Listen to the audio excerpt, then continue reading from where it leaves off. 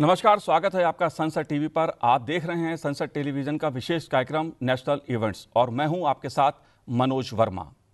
राष्ट्रपति द्रौपदी मुर्मू 2 दिवसीय ओडिशा के दौरे पर हैं। वो आज बारीपदा में अखिल भारतीय संथाली लेखक संघ के 36वें वार्षिक सम्मेलन और साहित्यिक महोत्सव में शामिल हुईं। राष्ट्रपति ने कहा कि लेखक समाज के सजग प्रहरी होते हैं। वह अपने कार्यों से समाज को जागरूक करते हैं और उसका मार्गदर्शन करते हैं। राष्ट्रपति ने संथाली भाषा और साहित्य में योगदान दे रहे लेखकों और शोधकर्ताओं की प्रशंसा की। उन्होंने इस बात की सराहना की कि अखिल भारतीय संथाली लेखक संघ 1988 में अपनी स्थापना से ही संथाली भाषा को बढ़ावा दे रहा है। उन्होंने कहा कि 22 दिसंबर 2003 को संविधान की 8वीं अनुसूची में शामिल होने के बाद सरकारी और गैर सरकारी क्षेत्रों में संथाली भाषा का उपयोग बढ़ गया है। उन्होंने इस अवसर पर पूर्व प्रधानमंत्री अटल बिहारी वाजपेयी को याद किया, जिनके कार्यकाल के दौरान संथाली भाषा को संविधान की 8वीं अनुसूची में शामिल किया गया था। राष्ट्रपति द्रौपदी मुर्मू ने आज ओडिशा के मयूरभंज जिले के कुलियाना में एकलव्य मॉडल आवासीय विद्यालय का भी उद्घाटन किया। उन्होंने विश्वास व्यक्त किया कि एकलव्य मॉडल आवासीय विद्यालय खुलने से अब स्थानीय बच्चों को शिक्षा के अधिक अवसर प्राप्त होंगे। राष्ट्रपति ने कहा कि शिक्षा आर्थिक और सामाजिक कल्याण की कुंजी है। उन्होंने अभिभावकों को अपने बच्चों को शिक्षित करने की सलाह दी। राष्ट्रपति ने कहा कि भारत सरकार ने आदिवासी बहुल क्षेत्रों में रेलवे, राष्ट्रीय राजमार्ग, शिक्षा, स्वास्थ्य और ऐसी अन्य बुनियादी सुविधाएं प्रदान करने के लिए बहुआयामी योजनाएं शुरू की हैं। उन्हें यह जानकर प्रसन्नता हुई कि आदिवासी बच्चों की शिक्षा के लिए देश भर में 700 से अधिक एकलव्य मॉडल आवासीय विद्यालय स्थापित किए जा रहे हैं। उन्होंने कहा कि इन विद्यालयों में देश भर के 3.5 लाख से अधिक आदिवासी छात्र गुणवत्तापूर्ण शिक्षा प्राप्त कर सकेंगे और समाज और राष्ट्र के विकास में योगदान दे सकेंगे। मानवता की सेवा को समर्पित शांतिगिरी आश्रम की दिल्ली शाखा के रजत जयंती समारोह में आज उपराष्ट्रपति जगदीप धनखड़ शामिल हुए। इस मौके पर उपराष्ट्रपति ने आश्रम के योगदान और इसके जरिए किए जा रहे कार्यों की सराहना की। उपराष्ट्रपति ने कहा कि देश लगातार तरक्की की राह पर अग्रसर है। उन्होंने कहा कि G20 के दौरान दुनिया ने भारत की बढ़ती ताकत को देखा।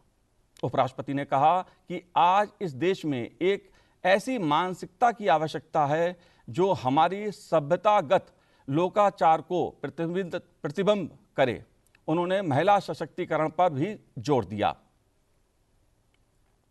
On this occasion of dedication of the Silver Jubilee Center of Kerala-based Shantigiri Ashram in New Delhi, I congratulate everyone associated with the organization. My warm wishes on this auspicious occasion to every person associated with various centers nationally and globally of Shantigiri Ashram. I have gathered it has been a remarkable journey. 25 years is not a long time to make that kind of impact. But what I have gathered, what I have come to know and what I have seen for myself, you are catalyzing a big social change, hand-holding those who need your assistance, giving succor to those who need it for sure.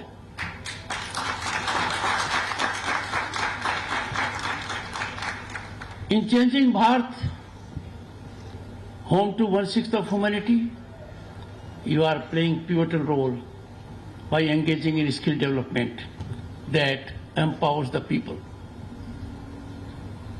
Brothers and sisters, it is from such kind of centers.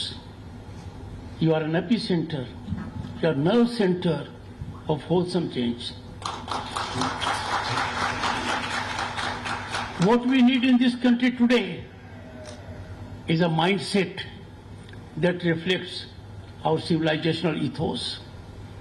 Rather than empower the pocket of a person, it is required we empower their mind, we empower their faculties, and that you are doing imminently in a better fashion by empowering human resource through skill development. My congratulations to you. उपराष्ट्रपति जगदीप धनखड़ ने कहा कि केंद्र सरकार की योजनाओं का लाभ आज आम आदमी तक पहुंच रहा है। उन्होंने कहा कि आज देश का गांव और शहर इंटरनेट की लगातार मांग बढ़ रही है। उपराष्ट्रपति ने कहा कि सरकार की कोशिशों का नतीजा है कि देश में आज रिकॉर्ड डिजिटल ट्रांसफर हो रहा है। The progress blossoms only with holistic progress, development. I see that all around. I am son of a farmer. I could never imagine all my lives that in a country like ours, there will be farmers, number being more than 110 million, 11 crores, who will be receiving thrice a year benefit of the government installment. Government giving installment is not my concern. Government being fully equipped to send money is not my concern. My pride is that a farmer in a distant village is fully technologically equipped to receive that benefit.